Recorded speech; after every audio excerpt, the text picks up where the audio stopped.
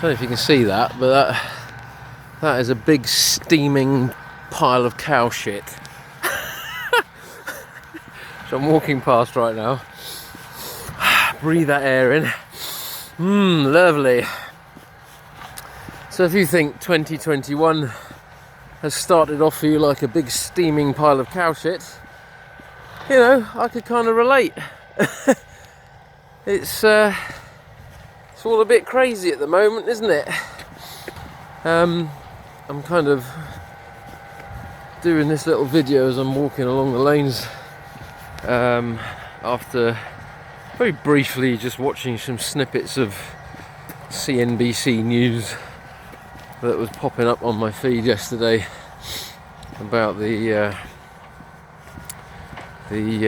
Trump supporters attempting to take over Capitol Hill and delay the transition of the new presidency in America, and the pictures of this guy.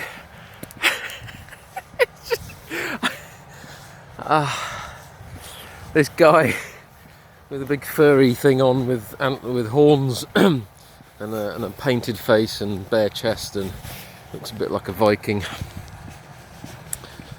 And yeah, and he's like standing or sitting on the chair that, I don't know, one of the senators sit on, and it was all a bit crazy really, wasn't it? Because when you look at this sort of thing on the television, it seems far away in a distant land, but it's actually closer to home than you think. And you know, life is a dream, right? Everything that we create collectively is ultimately within a dream, within the mind. So we're either attempting to create a new dream by slowly eroding and killing off the old one, or the current dream is going through a little bit of what's the right word? Crazy nonsense? I don't know. I suppose it depends on your level of perception, really, and whether you think it's crazy or not. But oh well, car coming. Big fat Land Rover.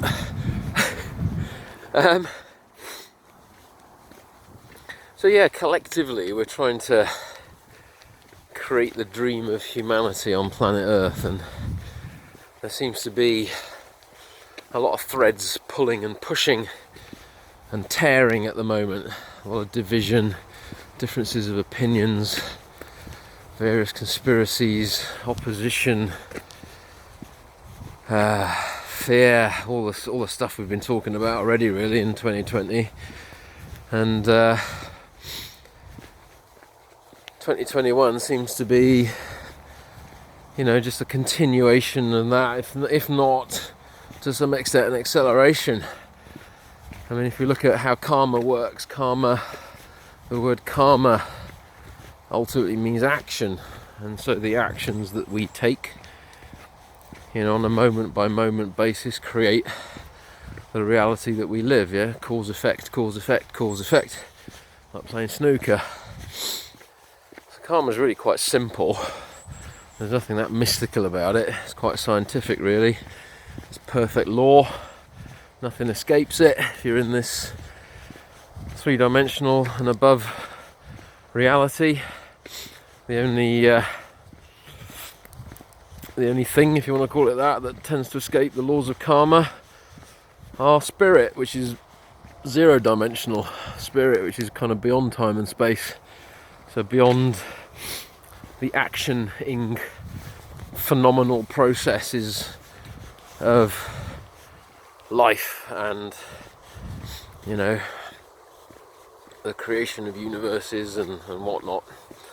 So whilst you're in it, you can't really escape it, and so karmically things are happening. You know, we are responding to certain events or reacting to certain events collectively as a humanity at the moment.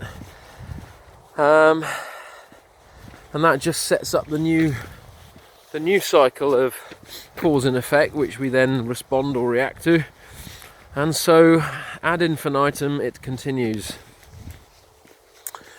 So how do we, if we want to, how do we step off the wheel a little bit? How do we extricate ourselves from heavy karma? You know, generally we can't really avoid sometimes, or even attempt to control what's going on around us. You can't really control people. Well, you can control by force, but that has a karmic repercussion in itself.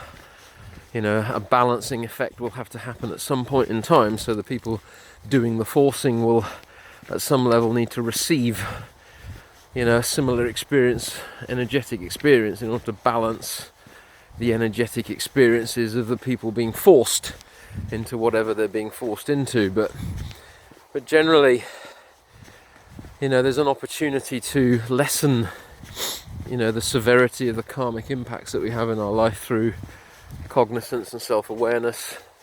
You know, the Gnostics talk about self-observation. You know, the various Buddhist philosophies talk about mindfulness, Zen. Ultimately, it's about really, you know, deeply understanding yourself and being moment by moment aware of yourself, aware of what thought processes are occurring in the mind, what feelings and emotions are being processed through the body, what actions are being taken, where you are, how you ended up here. You know, I'm walking along a lane. It's a beautiful kind of evening this evening, very cold but beautiful evening, little horse there. But how have I just ended up here? You know, I've been talking on the phone. Was I aware of walking the last kilometre whilst talking on the phone? Probably not. You know, I'm focusing on the phone, I'm focusing on what I'm trying to say, and now suddenly I'm a kilometre and a half away from my home, and I can just take a pause and enjoy the scenery of the fields, take it all in, yeah, and become more present and become more aware of myself now in this moment, rather than being in my head, or, you know, in my thinking mind, or too much in my emotions. And the more we can do that moment by moment, the more we can bring cognizance and awareness daily to our choices and actions, the more we can co-create with karma a little bit, the more we can co-create with this law of karma, this law of cause and effect, to create an experience cycle which potentially isn't so severe for us.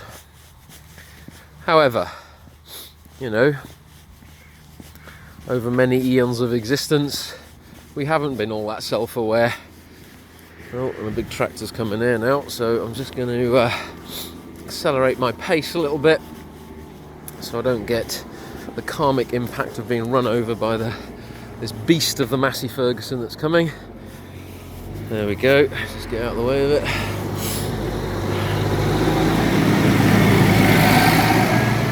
There we are. Trimming hedges. Pruning back the growth of 2020.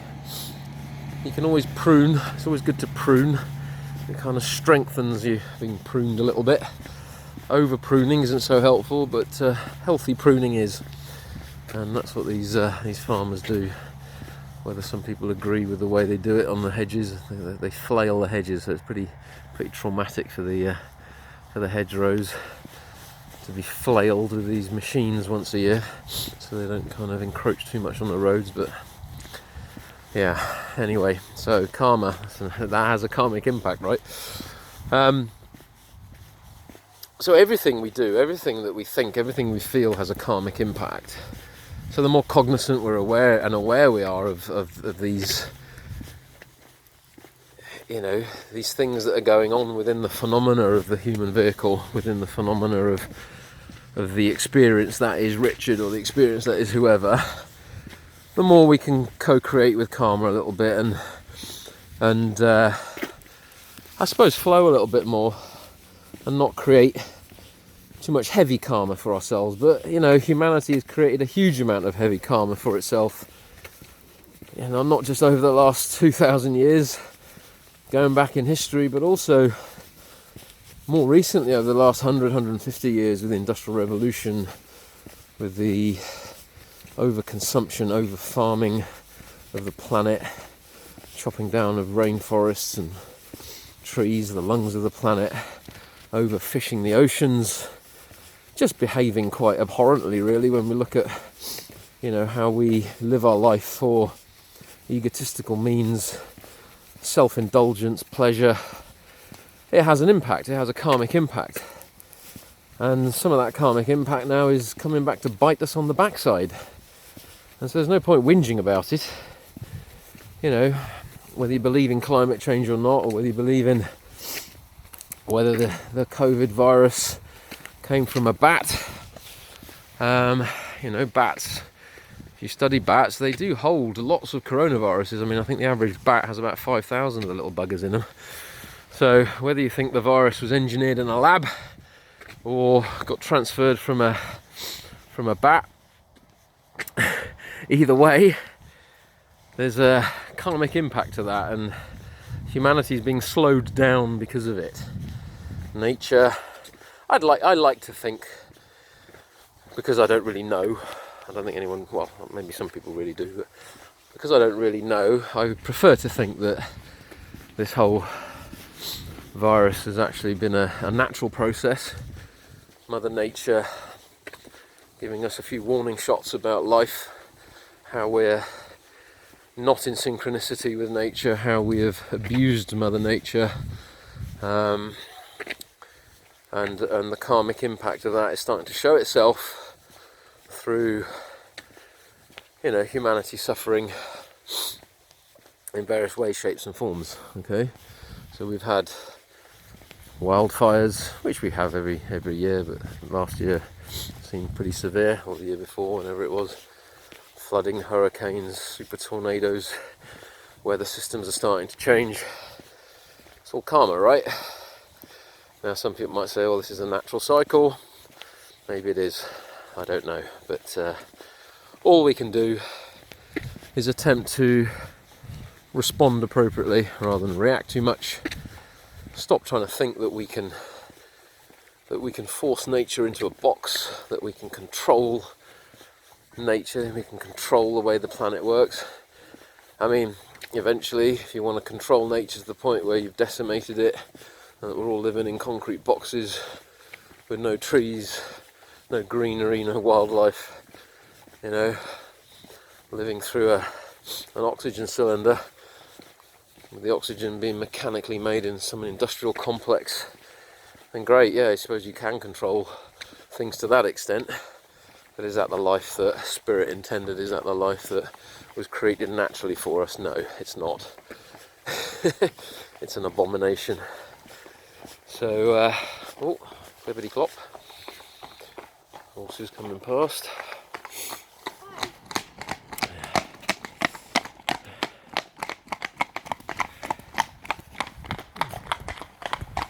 There they go. A couple of 17-handers there, I reckon. Having used to have kept horses for a reasonable portion of my life. Big money pits, really.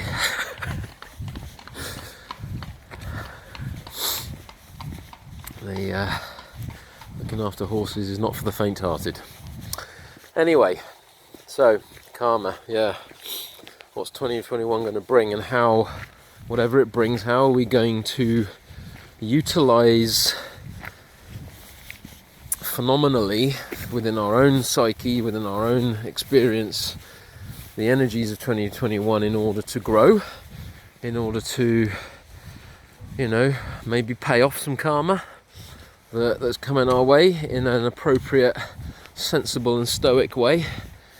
How are we going to learn from it? And, whereas we might not be able to be so external in our activities, doing what we normally do, travelling, consuming, enjoying, because of whatever reason, lockdowns and more restrictions, we can utilise this time effectively still through stillness and contemplation, and reading and meditation, and really just understanding, and like I said before, how we generally distract ourselves on an ongoing basis. But a friend of mine just beeped at me walking past a little horse sanctuary. So yeah, I mean, there's always something that can be done with the time that you have, this brief time that we have on this planet as individuals, to nurture the soul. And despite external circumstances, despite the behaviour of others, despite the chaos that seems to be at times, not all the time, but at times raining down on us, raining on this planet, we can work a little bit of chaos magic and utilise that chaos to our advantage. Maybe turn that chaos, which is very creative, into something positive and something life enhancing.